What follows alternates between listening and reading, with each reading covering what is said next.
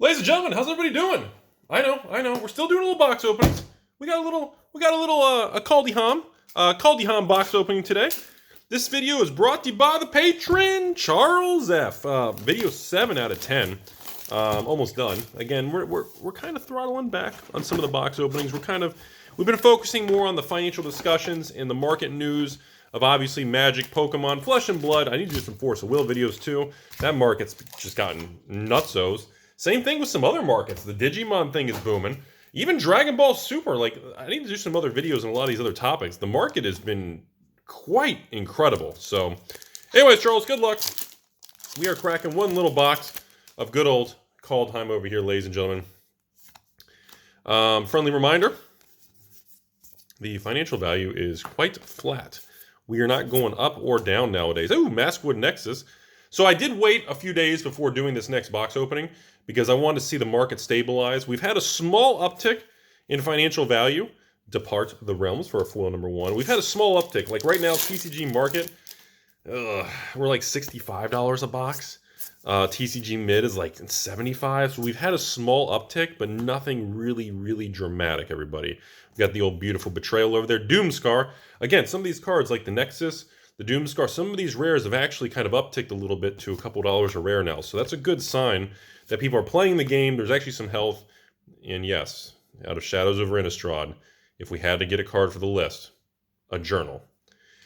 Yes, folks, because that represents Shadows over Innistrad, a bulk rare that was placed in the list. There are things in this world I will never understand, folks. Beautiful Raven's Warning. Beautiful little replication ring uncommon and a foil common. So there's a lot of things in this world I will never quite fully grasp Wizards' decision on, or how they come up with certain decisions. But, you know, I don't get paid the big bucks. They do. All right, folks, what do we got here? We got the Oh God of Winter. Nice little flip into an artifact. Oh, I'm sorry. Legendary Snow artifact. Very spicy there. And look at this pack. Look at this pack, ladies and gentlemen. 3 showcase cards. We got the gorgeous Uncommon Valor and a foil. God. And no matter how you feel about Wizards or this set, no way you can tell me that does not look spicy, man. There's no way you can tell me it does not look good. that is the fact that we can all agree on. Financial value is a little scary. Beautiful tattoos on the bloody Masker card there. And we got ourselves a foil common. So, as far as booster box sealed market prices, we can talk about that, everybody. The sealed boxes of Kaldheim are kind of flat. They're kind of, the set boxes are maybe like 100, 105. The draft boxes have leveled out at about 100 also. Foil common. Oh, look what we got here, folks. We got the old Drift Phantasms. Original Ravnica, City of Guilds from over 10 years ago. I think, what, 15 years ago now? God, has it really been 15 years? Goodness gracious, that's disturbing. That is just...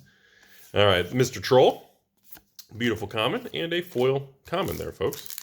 But yeah, that's kind of, that's where we're at in the life, everybody, is, you know, the financial value of these new Magic products remains my biggest concern of this stuff, you know. Another Raven's Warning. Hawk. Oh, God, the Rudy, the shape-shifting amoeba. Like, here, hold on, let me just make that the thumbnail of the video. And I should name the video Rudy's Self-Portrait. Oh my goodness, that cracks me up. That artwork just... I swear they reprint certain cards like that just because it's a meme and it's hilarious. Beautiful reflections there in a common. And we got ourselves a foil rare over here. The old Bears. God, that's one thing. These Saga cards are always really cool looking, man. Like, I really enjoy looking at the Saga cards, the way they each phase and how the card ages and everything. And I love the artwork on them. They're always pretty cool. Double rare pack. Doom Scourge and a foil. Really... Godly. Okay. I don't know. I don't know what's going to happen with Kaldheim, everybody. The sales they're flat. They're not tanking. And again, I was talking about this the other day. Hey, finally, our first actual mythic of the box in a foil. I was talking about this the other day, everybody. You know what's really crazy? We're in a time where the Kaldheim Commander deck sets are like the best financial value and still the top selling one for me and many other stores. And I'm like, really? Tundra? That's how backwards we are in the world right now. That's how goofy. The Commander deck sets have the price for the sealed converted to single EV is the highest on the deck sets. Yeah, you heard me. The deck sets, folks. Oops, got a card stuck. Isn't that ridiculous? Oh, look at that. Old School Cathedral, M13. I remember this card. I thought this was a cool card. The only thing I didn't like about it, comes into play tapped. You guys know that's my pet peeve on basic or any form of specialty lands when it comes to the land slot. That is my pet peeve, man. If it comes into play tapped, you're dead to me. The battle? That always drives me nuts in a foil common. Wow, this is not a good box. Dude, Charles, dude. Like, where's the spice? You've got one flippin' mythic. And I was like, the value of the... Oh, here we go. Finally. And a full fancy schmancy art pathway for our first flippin' pathway. I was like, the pathways are like the best rares in the set. I was like, the most of the money's in the mythic slot. I was like, hello, where's the flippin' value here? It's like, this is nuts, man. We don't even have any, like on a set box too. The God of Death. Very cool looking God card there. Love that. Turns into an artifact throne. Foil rare, the old Realm Walker. I was like, we have 4 cards from the list that are all terrible, common, uncommon. Oh wait, never mind. 2 of them are rares, but they're just like not really anything anybody cares about. I was like, please? Frost, there we go. God of Cosmos. Mythic number 2 in the box. Rudy the Bear and a foil common. I was like, these are the moments that make me frustrated on opening like a set box, like on these new products. I've cut back on the quantity of products I've been opening on these new boxes because there's no hunt. There's no search. You know, I'll be honest with you all. I look back now and I really enjoy the Commander Legends collector box openings we did. Because we were all hunting that jeweled, crazy, rare Lotus. They made it tough to get on purpose. Hey, Quakebringer. 3rd Mythic and a beautiful Miss God of Storytelling for another rare. That was a good pack. And a foil rare. Wow. Okay. Wow. That might be the best pack we've had in the box so far. Holy smokes. So rare, foil rare, God favored, and a Mythic. Holy smokes. And a Theros uncommon showcase throwback. I don't know. That's kind of weird. You guys don't find it weird that you can get a Theros card that's in standard in the list? Like, really? Really? A Theros standard card in the list that's in print. So I said, stuff like that always just kind of makes me kind of cringe a little because I'm like, it doesn't make sense to me. I don't get who makes those decisions. Hey! Monstrous Raider Dr. V. Can you guys believe we still hit that flippin' Phyrexian text version on that other video for that other patron? In Search of Greatness, full rare. That was the most ridiculous box opening. I had never seen that card, and I was just like, what is going on? Dude, that patron just railed it, man. It was amazing. Anyways, yeah. Anyways, Monstrous Raider, I believe, is still the most expensive card in the set. I don't think the financial value has dropped or changed for that particular card. So, yeah, laying that out there. We got the battle and a... God, that looks good. Flipping Pathway. Oh, my God. Slitherboar Pathway. Goodness, that's what I'm saying here. Look at this. Flinger, another rare. Foil common.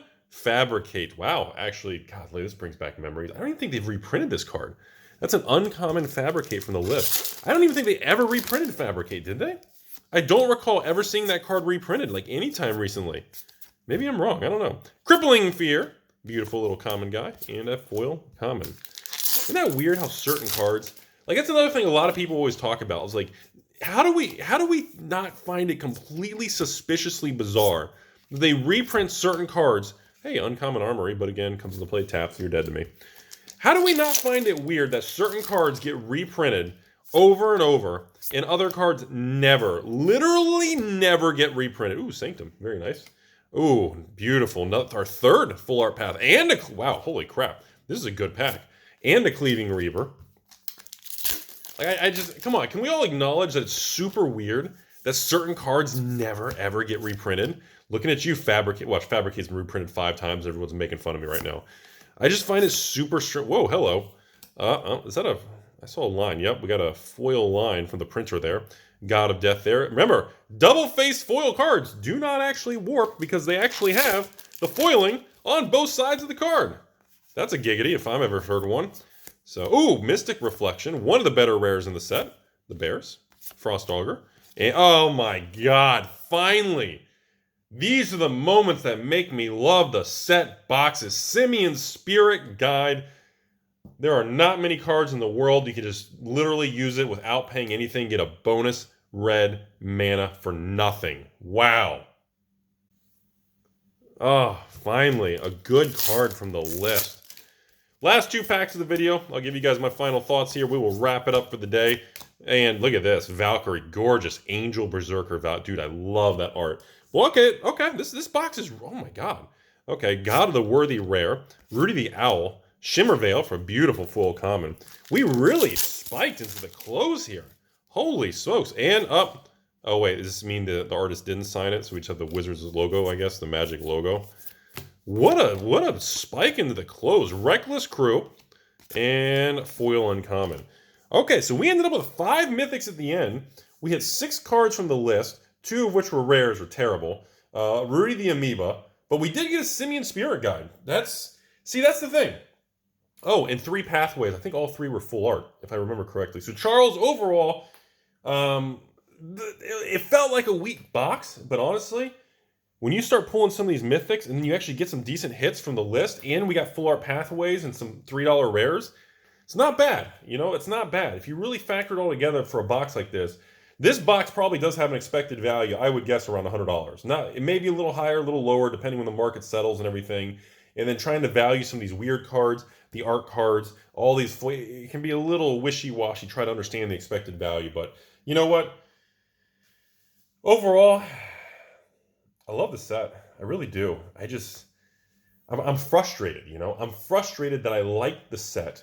I love the artwork and the beauty. Like, I love how the cards and the quality of, at least the quality of the ones I've opened, you know, but it just frustrates me to no end that just the printed to oblivion, they're just nuking the secondary market where there's no value. It just destroys a lot of the chase. It's like playing Diablo and you can't trade items. It's like, it's been the downfall of many games over a long period of time. And it's frustrating. It's really frustrating, you know, because it's just, the product is decent. It's good. The artwork's great. The art cards are beautiful. Dr. V over here with the Phyrexian version, the full art pathways, but they're just so obsessed with making the cards as overprinted and as cheap as possible in the secondary market. It's just nauseating. Like, there's thousands of stores trying to support the game and sell singles and open back up post-2020. And it's like, you know, Wizards is so obsessed with making things cheap as possible in the secondary market. It's just soul-crushing for these stores to try to run singles in their display case. I mean, the amount of boxes that used to be absorbed from mass box opening has just been nuked, man. Like, literally, like, 10,000 boxes used to be opened by stores across the country at release. I used to do it. I used to open between 240 and 480 on average on every new single set, starting with Gatecrash and M12 and all that stuff, man. Khans of Tarkir, Fates, Dragons, Fates, Dragons, Johns. Oh, Eldritch Moon, Shadows, BFZ, Oath. I mean, the amount of boxes I would open at my store before I did the internet and all my other business when I was focusing on just expanding that section of the business. And it was an amazing experience. But you can't do that. If anyone does that now, you are going to get annihilated because they want the cards to be cheap. And so cheap because I guess they want every deck to be like pennies on the dollar, like it's Pauper for life. I don't get it. And then all these poor young players who are starting out, eventually, all their standard cards rotate. They spent God knows how much on or buying sealed or even the singles, and then it drops another 50 to 80%. It just nukes, and it's a bad customer experience. It grinds my gears, man. It grinds the gears. You know, I mean, players should, when they buy into any hobby, the hobby needs to retain a certain amount of secondary market health. The economy needs to function. And I'm a huge, you know, whether you agree or not, you think everything should be free or capitalism, socialism, whatever you're into, that's your opinion. But the economy of any collectible must flow freely. The market must set the price. And if you have prices that are just collapsed to nothing, you have a Force of Will situation. You have all these other card games that fail. I mean, Force of Will, their biggest downfall was poor management, and every box you opened at the end had no value. So stores stopped opening the boxes. Because of that, distributors started ordering less, and it's snowballed, and it's a self-fulfilling prophecy. And I don't understand the mindset that Wizards is catering to making things literally like every card needs to be, every rare should be under $3. Like, why? Who? I don't get it. Anyways, I'm done. So I apologize for ranting at the end here. It's just a box opening. Sorry, Charles. You did a great job in the video and good. It drives me crazy.